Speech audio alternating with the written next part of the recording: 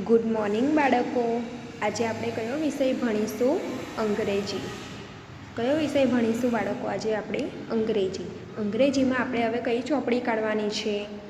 તો ભાગ 2ની ચોપડી જે તમારી છે અંગ્રેજીની તે તમારે કાઢવાની છે. Capital and small letter and number 1 to 50ની છે તે તમારે ભાગ 2ની ચોપડી કાઢવાની છે.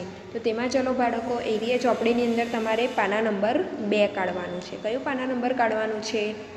પાના નંબર 2. એટલે ઇંગ્લિશમાં નીચે 2 લખ્યો છે. જો અહીંયા સાઈડ ઉપર દેખાય છે તમને 2 નંબર લખ્યો છે. અહીંનો આ જે પાના નંબર છે તે તમારે કાઢવાનું છે. તો ચલો બાળકો, અહીંનું આ પાના નંબર 2 કાઢ્યું. તેમાં જો સૌથી પહેલાં આપણને શું કીધું છે? ચાલો યાદ કરી લઈએ. તો આપણે જે A ફોર એપલથી L ફોર લાયન સુધીને કેપિટલ અને સ્મોલ આલ્ફાબેટ શીખેલા હતા તે હવે આપણે યાદ કરી લઈએ. અને 1 to 20 નંબર પણ આપણે શીખી ગયેલા હતા તે પણ યાદ કરી લઈએ. તો A થી L અને 1 to 20નું આપણે આજે રિવિઝન કરીશું ચોપડીની અંદર બાળકો. તો ચલો બાળકો, તમે આઈડિયા ચોપડી કાઢી છે ને? તો તેમાં સૌથી પહેલાં કયો પ્રશ્ન આપ્યો છે? તો ચિત્ર ઓળખી તેના પહેલાં મૂળાક્ષર સાથે જોડો. શું કીધું છે? ચિત્ર ઓળખી તેના પહેલાં મૂળાક્ષર સાથે જોડો. તો બાળકો, આપણે ચિત્ર સૌથી પહેલાં તો ઓળખવાનું છે. કયું ચિત્ર છે? પછી તેનો જે આલ્ફાબેટ આવતો હોય તેની સાથે આપણે જોડવાનું છે. તો જુઓ બાળકો, આ શેનું ચિત્ર છે? બુકનું ચિત્ર છે. તો જુઓ B ફોર બુક, તો અહીંયા જુઓ B સાથે જોડેલું છે. એવી જ રીતે આ શેનું ચિત્ર છે? ઇગ્લુ. શેનું ચિત્ર છે? ઇગ્લુ. તો બાળકો, E પરથી ઇગ્લુ આવે. E ફોર ઇગ્લુ એમ બોલીએ છીએ આપણે. શું બોલીએ? E for igloo. તો આમાં E ક્યાં આપ્યો છે તે આપણે શોધવાનું છે. તો આયરું આ શું છે? E. તો હવે આપણે ઇગ્લુને E ફોર ઇગ્લુ સાથે જોડીશું. ચલો, જોડાઈ ગયું બાળકો? એવી જ રીતે હવે અહીંયા શું છે? આ શેનું ચિત્ર છે? ગોટ. ગોટ એટલે બકરી. તો ગોટનું આપણે શું બોલીએ? G ફોર ગોટ એમ બોલીએ છીએ. શું બોલીએ? G four got. ગોટ એટલે શું થાય? બકરી. તો અહીંયા હવે આપણે કયો આલ્ફાબેટ શોધવાનો છે? G four got. તો આમાં G ક્યાં આપ્યો છે નીચે? તો આયરો. આ શું છે? G. તો ચલો બાળકો, ગોટને G ફોર ગોટ સાથે જોડો. Very good. પછી આ શું છે? એની બાજુમાં શેનું ચિત્ર છે? ઇંકપોટ. ઇંકપોટ એટલે શાહીનો ખડિયો. I four ઇંકપોટ. તો આમાં I ફોર ઇંકપોટ આપણે બોલીએ તો આમાં I ક્યાં લખ્યો છે નીચે? આયરો. તો હવે આપણે I ફોર ઇંકપોટ ને ઇંકપોટ સાથે જોડવાનું. ચલો, ઇંકપોટને I ફોર ઇંકપોટ સાથે જોડો. ચલો, જોડાઈ ગયું બાળકો? Very good. હવે એની બાજુમાં શેનું ચિત્ર છે? આયરુઆ શેનું ચિત્ર છે? K for kite. શેનું ચિત્ર છે? કાઇટનું ચિત્ર છે. તો આપણે કયો આલ્ફાબેટ બોલીએ? K for kite. તો આપણે K બોલીએ છીએ ને કાઇટમાં. તો K ક્યાં લખ્યો છે? તો I ફોર ઇંકપોટની બાજુમાં લખ્યો છે. તો ચલો, કાઇટના ચિત્રને K ફોર કાઇટ સાથે જોડો. Very good. જોડાઈ ગયું બાળકો? Very good. હવે નીચે શું લખ્યું છે તે આપણે જોઈએ અને લખીએ. ક્રમમાં મૂળાક્ષર લખો. શું કીધું છે? ક્રમમાં મૂળાક્ષર લખો. તો A ફોર એપલથી L ફોર લાયન સુધીના આપણે દિવાળી પહેલાં શીખી ગયેલા હતા આલ્ફાબેટ તે આપણે હવે લખીશું. તો કઈ ABCD લખવાની છે? પહેલી છે કે બીજી છે? તો જો અહીંયા A ફોર એપલ કયો છે? સ્મોલ છે ને? સ્મોલ એટલે બીજી ABCD. તો હવે આપણે અહીંયા A ફોર એપલથી L ફોર લાયન સુધીને બીજી ABCD લખીશું. તો ચલો બાળકો, અહીંયા A ફોર એપલ લખ્યો છે, દેખાય છે તમને? તો A ફોર એપલ પછી કયો આલ્ફાબેટ આવે? કયો આલ્ફાબેટ બોલીએ A ફોર એપલ પછી? B ફોર બોલ. તો હવે આપણે અહીંયા લખીશું લાલ કલરથી ભૂરા કલરની લીટીમાં B ફોર બોલ. ચલો, લખ્યું B ફોર બોલ. B ફોર બોલ પછી શું આવે? C four cat.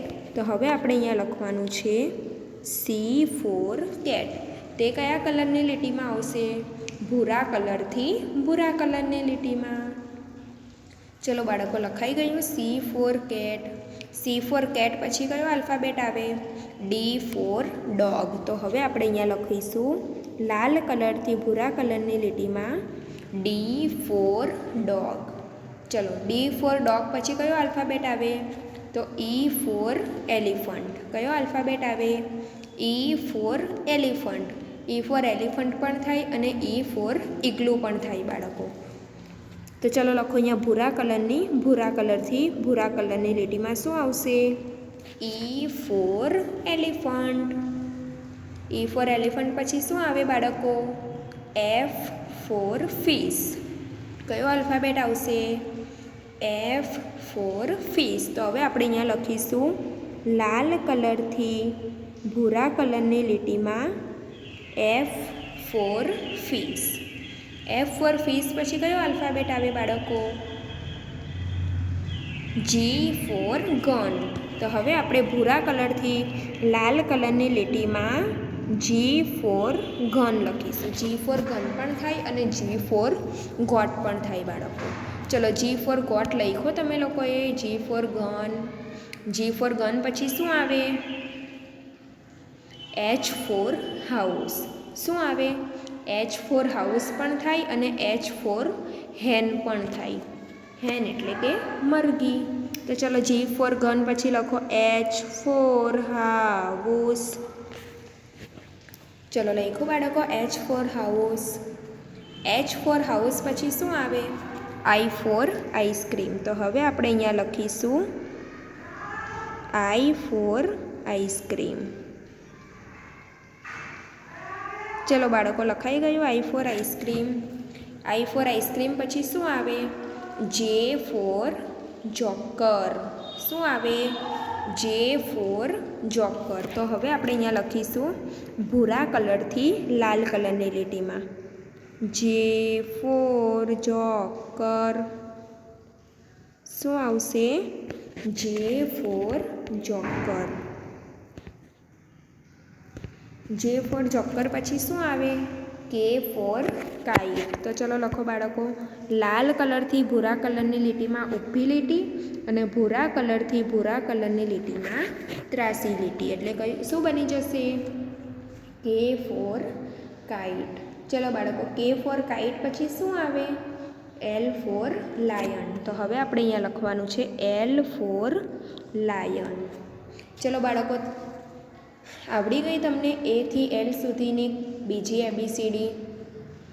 Very good. તો હવે નીચે શું સૂચના આપી છે તે આપણે વાંચીએ અને લખીએ.